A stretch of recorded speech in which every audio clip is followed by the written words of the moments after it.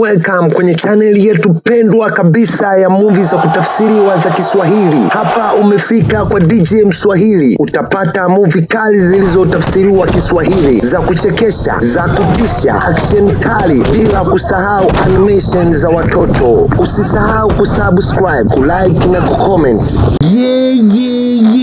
Once again, kama hujaangalia sehemu za mwanzoni, rudi usizikose. Hii ni sehemu ya 4 ya hadithi yetu ya IP Man. Hadithi inaanza mjini Hong Kong, ambapo IP Man anaishi baada ya kifo cha mke wake. Ingawa bado anaendelea kufundisha Wing Chun, afya yake si nzuri kabisa. Madaktari wamwambia kuwa magonjwa ulokopo nao ni mabaya sana na muda wako wa kuishi duniani ni mfupi, hivyo unaweza kupotea wakati wowote na kuaga dunia. Wakati huo mwanae ana matatizo ya shule. IP Man afikiria kumpeleka nje ya nchi kwenda kusoma, hivyo anaamua kwenda Marekani mjini Francisco kutafuta shule nzuri kwa ajili ya mtoto wake. Lakini anapofika Marekani anakutana na hali ngumu sana. Wachina wengi wanaoishi huko wanabaguliwa na kudharauliwa hata na viongozi, na hata viongozi wa Kichina hawamkaribishi vizuri kabisa. Wanafikiri kuwa amekuja kuwaingilia katika mambo yao. Zaidi ya hayo, mwanafunzi wake maarufu sana ajulikanaye katika jina la Bruce Lee asababisha mjadala mkubwa sana, kwa sababu awafundisha wa Marekani Kung Fu au watu wa mataifa mengine mbalimbali, jambo ambalo baadhi ya viongozi wa sanaa ya Kichina katika mapigano wa Kung Fu hawakukubaliana naye.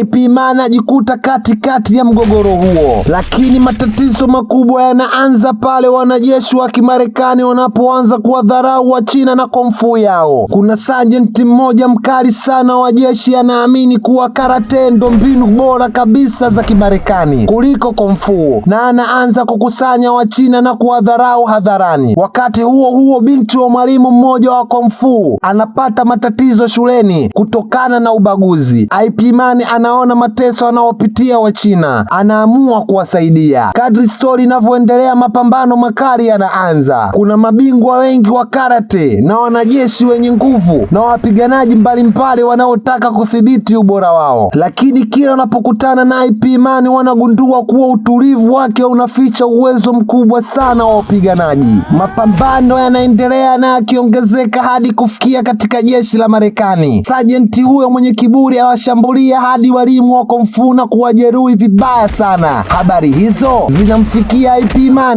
Licha ya afya yake kudhoofika, anaamua kusimama na kulinda heshima ya watu wake. Hatimaye mpambano wa mwisho linafikia. IP Man akutana uso kwa uso na sergeant huyo mkubwa mwenye nguvu. Mwanzoni sergeant huyo anaonekana mwenye nguvu na kuonekana ukubwa wa mwili wake, lakini IP Man atumia kiasi na akili na mbinu ya Wing Chun. Mapambano yalikuwa ni makali sana. Ngumi zilirushwa, mateke yalipigwa, vichwa pia, kila kitu ndani. Ngumi zilipigwa, watu walishangaa sana. Kila mmoja anapigana kwa ajili ya heshima yake, mmoja kwa ajili ya jamii yake na mwingine kwa ajili ya jeshi lake. Mwisho IP Man anashinda sergeant huyo, na kila mtu mbele ya mpigia makofi mengi sana kwa ajili ya ushindi huo, na Wachina wafurahi kwa ajili ya kuleta heshima hiyo na kuonesha kuwa mtu hapaswi kutumia rangi au taifa au ukubwa wa mwili wake. Baada ya kumaliza kazi yake Marekani, IP Man arudi Hong Kong akiwa amechoka sana kutokana na ugonjwa wake. Aendelea kutumia muda wake wa mwisho kukaa na mtoto wake. Hadithi inaenda mwisho ya kuonesha IP Man akianza kumfunza mtoto wake technique na mashwat na mapigo ya Wing Chun. Hadithi inaisha katika hisia nzito lakini yenye thamani na matumaini, ikionesha urithi mkubwa wa staili za Wing Chun na wanafunzi wake, hasa Bruce Lee. Karibu, usisahau kusubscribe, kulike na kucomment ili kuwa wa kwanza kupata video zetu. Karibu. Hapa umefika kwa DJ Mswahili. Utapata movie kali zilizotafsiriwa Kiswahili, za kuchekesha, za kutisha, action kali, bila kusahau animation za watoto. Usisahau kusubscribe, kulike na kucomment.